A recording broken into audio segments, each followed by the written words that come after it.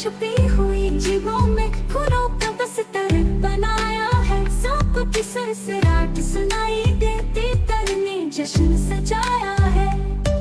آسمانے اور روشن ہے، پھول خوشبو سے بھرپور ہے، جنگل کی کہانی ہے پیاری، یہاں کی ہر چیز ہے نیا۔